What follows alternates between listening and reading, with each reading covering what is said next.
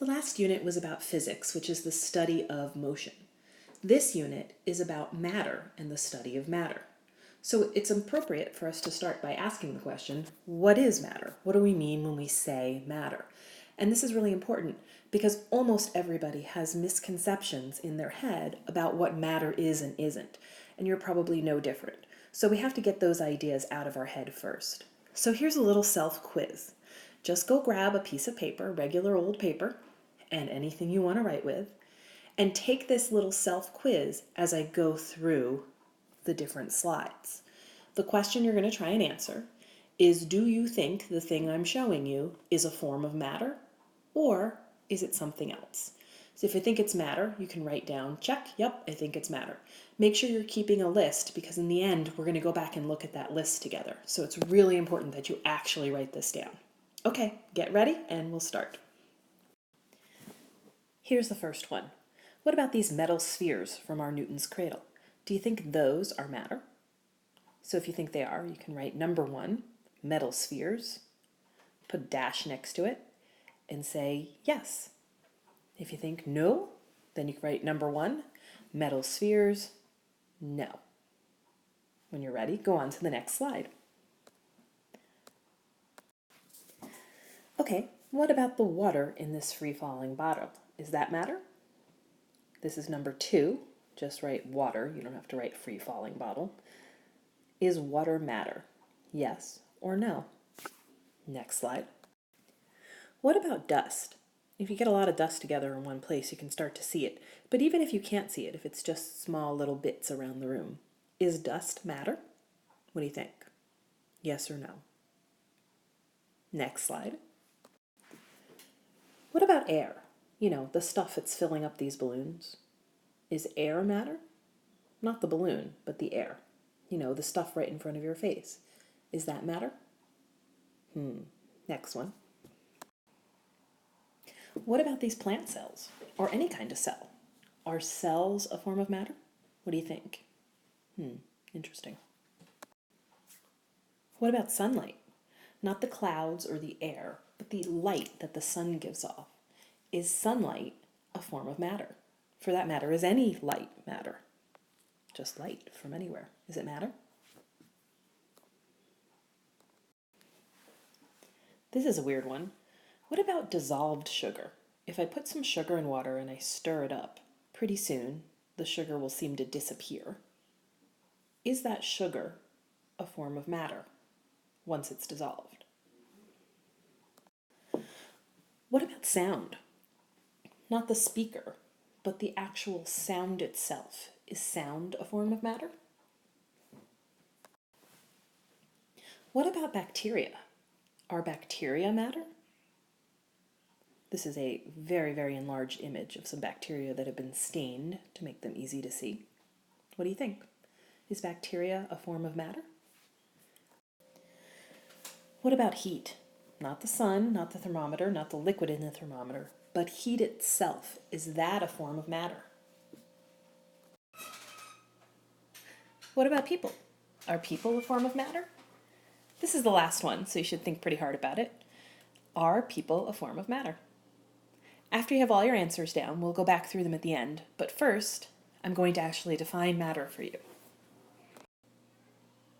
Before I give you the technical definition of matter, I want you to ask yourself this question. Looking at your list of what you thought was matter and what you thought wasn't, how did you decide what was matter and what wasn't?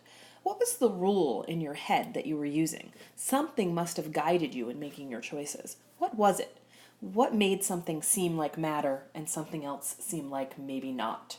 See if you can put a couple of words together to yourself about what rule you were using before you watch me go through what the reality is.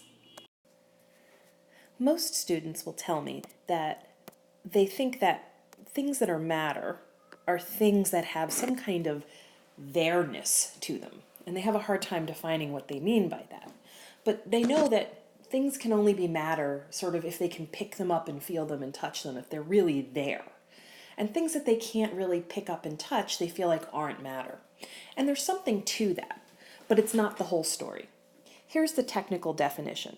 Matter is anything that has two properties. volume and mass. If it has volume and it has mass, it's a form of matter. But what are volume and mass? Well, volume is how much space something takes up. So if something takes up space, it has volume. It's there. It's taking up space. If it has mass, it resists being moved. That's the definition of mass, which is similar to, or the same actually as, our definition of inertia.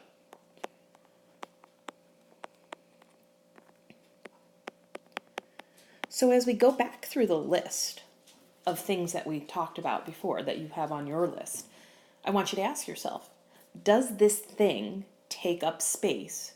Does it have mass? Does it resist being moved? To determine if something takes up space, a good way to do that is to use what I call the balloon test. If something could be used to fill a balloon and make the walls of the balloon expand, then it must be taking up space. And a lot of times students think that if something's really tiny, it doesn't fit the definition of taking up space. But that's not right. That's just a question of how much space it takes up. Tiny things do take up space, and if you get enough of them together in one place, they could fill up a balloon and make the walls expand. Let's go back through our list and apply these definitions. So, are the metal spheres matter? You bet they are. They're matter because they take up space, they have volume, and they resist being moved, they have mass. And you kind of probably knew that. What about the next one? Is the water matter? Yeah. Water takes up space and it resists being moved. If you've ever tried to swim, you know that water resists the motion, forward motion of your body. So water is definitely matter. Is dust matter? Sure. It takes up space, not a lot unless you get a lot of it in one pile, but it's definitely there, and it doesn't resist being moved a whole lot, but it is work to sweep it up, so it does resist being moved somewhat. So dust is a tiny form of matter, but it's matter nonetheless. Try the balloon test on it. I could fill a balloon with dust and the walls of the balloon would expand. What about air? Air doesn't seem to be there, but it is. It takes up space, that's why we can fill a balloon with it. And it does resist being moved. Take your hand, whip it back and forth in front of your face, and you can feel that tiny resistance that air has. That resistance will increase if there's more air, or if the air or you start to move faster. Air resistance can have a very strong resistance to forward motion if it's going fast enough. That's how airplanes fly. So definitely air and all gases are forms of matter. That one usually surprises people. Here's another one that people don't like to call matter: cells. Living things are matter. That bothers some people because they like to keep their living things and their non-living things separate in their minds. But living things are complex forms of matter, but they're matter nonetheless. Think about it. These cells do take up space, although it is a tiny amount of space. You get enough of them together and they take up lots of space. Like a whole plant takes up a lot of space. So cells are definitely there, and they do resist being moved, just individual cells are not resisting very much. So they do have both volume and mass. All living things do. What about sunlight? Sunlight seems like it's there. You can see it. You can even sometimes feel like you feel it as your skin warms when you're in sunlight. But does it take up space? Can you fill a balloon with light? Does it resist being moved around? Can you even move it? No. Sunlight and all light are actually not forms of matter. Light is a form of energy. And we defined energy in our last unit as anything that can cause changes in matter. So you can feel the sunlight because you are matter. Your cells can be warmed by sunlight. But sunlight itself has no there. There's no volume and there's no mass to sunlight. Well, then what about the dissolved sugar? You've probably figured out after all of this that sugar itself is a form of matter. It takes up space and it has mass. But what about after it's dissolved? Does it still take up space? Does it still have mass? The answer is yes. It's still there. You just can't see it anymore because it's broken apart into really small pieces that are sort of hiding between the water molecules. And just like you can't see individual water molecules, you can no longer see individual particles of sugar. But if you drink the water, you'll taste the sugar. It's still there. It's still taking up space, and it still resists being moved. It's just now so spread out that you don't really notice those two qualities. So just because something disappears on you doesn't mean it's not there anymore. What about sound? Sound is actually a form of energy, not a type of matter. I can't fill a balloon with sound because sound doesn't take up any space. Sure, if I put a balloon in my mouth and I start to talk, you'll see the balloon start to move up and down. But that's because I'm forcing air into it as I talk, not because of the sound. Sound is a vibration that goes through matter, so you can't have sound without matter. But the sound itself is not a form of matter. Sounds don't resist being moved around, and sounds don't take up any space. Just like cells, bacteria take up space and they resist being moved. So just because they're alive doesn't mean that they aren't matter. They are. What about heat? Heat is one of those things, like sunlight, that you can feel on your skin. So that makes us think that it has a there-ness to it. And in a way it does, because you can't have heat unless you have matter. But just like sound moves through matter, heat moves through matter, but it isn't itself matter. I can't fill a balloon with hotness. I can fill a balloon with hot air, but if I don't have any air, I won't have any heat to fill the balloon with. So heat is actually another form of energy. It can cause changes in matter, just like sound and light, but it isn't matter itself. Hopefully by now, you're willing to accept the fact that people are matter.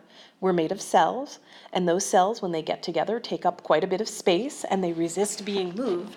And so just because we're living things and we like to make ourselves out to be different than everything else, doesn't mean that we aren't a form of matter. We are. So to sum up, matter is anything that has volume and mass, anything that takes up space or resists motion. And energy is anything that can cause changes in matter.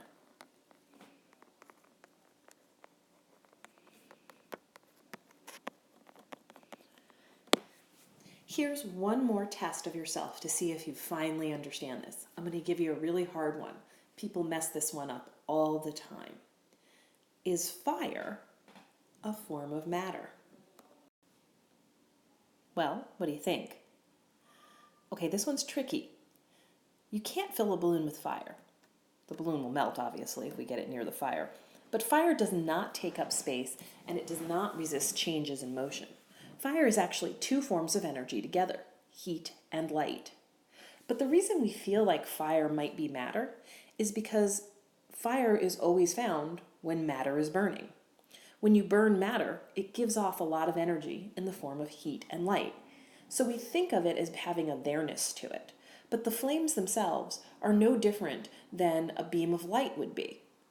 But when you put your hand into a flame, you sometimes feel like there's more to it than just plain sunlight. And that's because usually accompanying the fire are some gases that are being given off. So it's really just an illusion that fire looks like matter, but in reality, it's not. And that's it. See you in class.